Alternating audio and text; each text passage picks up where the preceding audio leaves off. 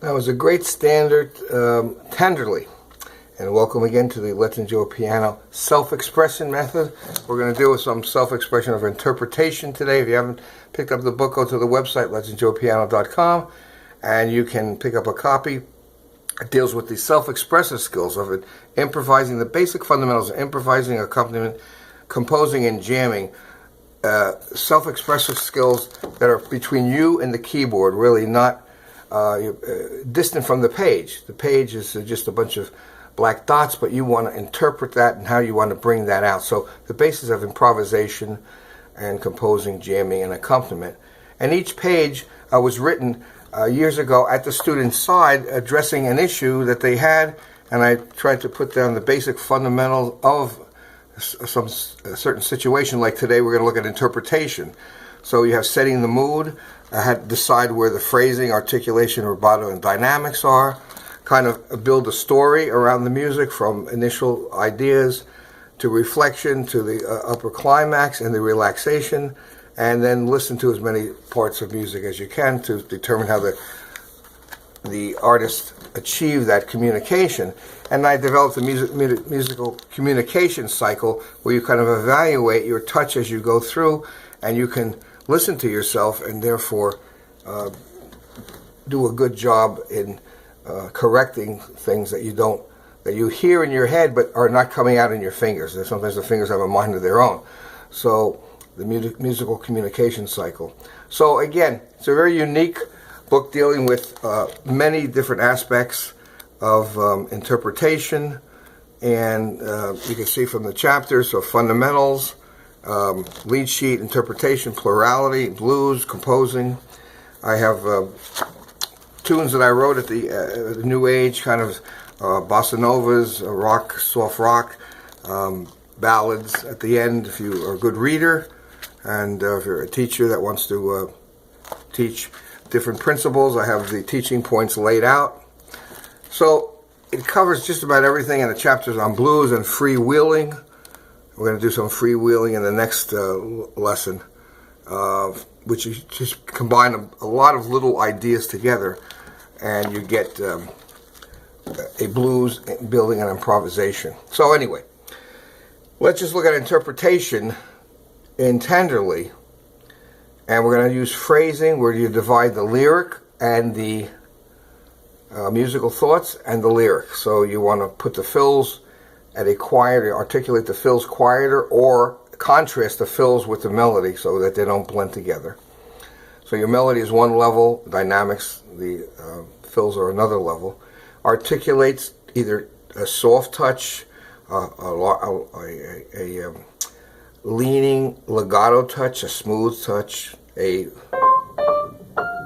bounced octaves, a little light touch. Rubato, which is not a straight rhythmic, like the idea of that basic Scott Joplin entertainer idea, but a ebb and a flow.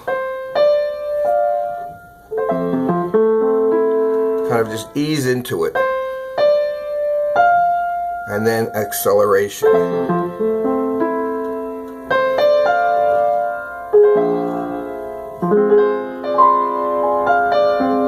And then tenderly.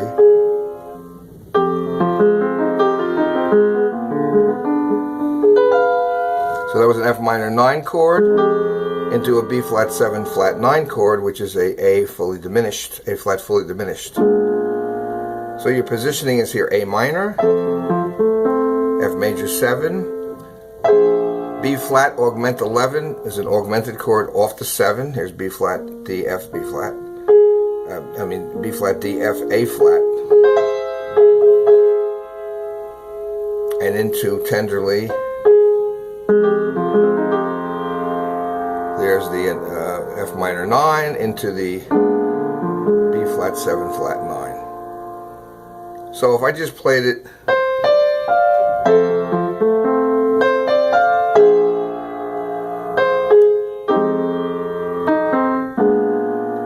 it's kind of boxy. So you just kind of rubato it out and put a little dynamics in.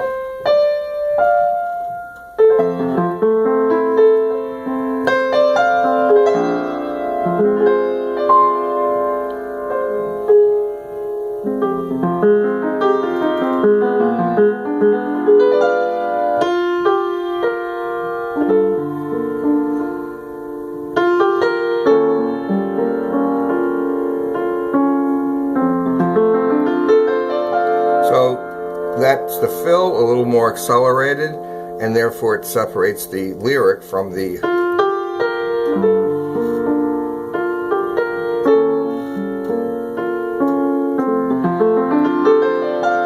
fill is contrasted. And again, here's that augmented 11 chord on the E flat. D flat augmented off the 7 of E flat. This is a real nice idea and sound with that. So the first part is the B flat augmented 11 with the 9 thrown in here. The half diminished chord D half diminished as a fill in the background.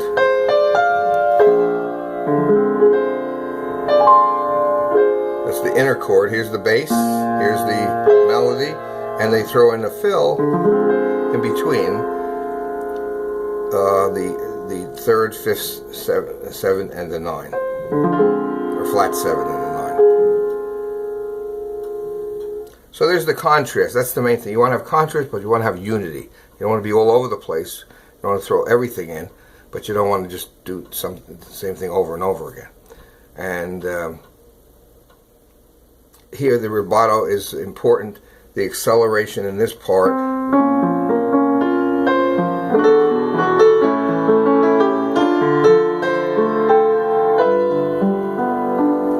And then lay back.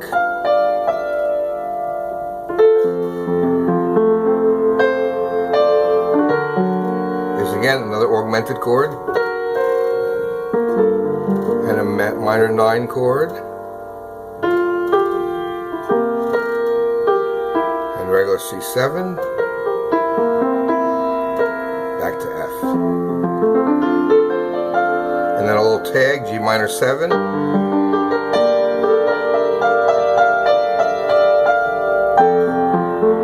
And an open voicing at the end, something different than the entire song.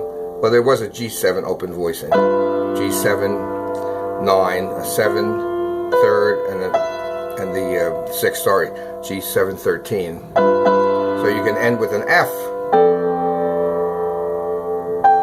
There's a 9, the 6th, the 3rd, 6, 9. But just contrasting the idea, and you could change the tempo and do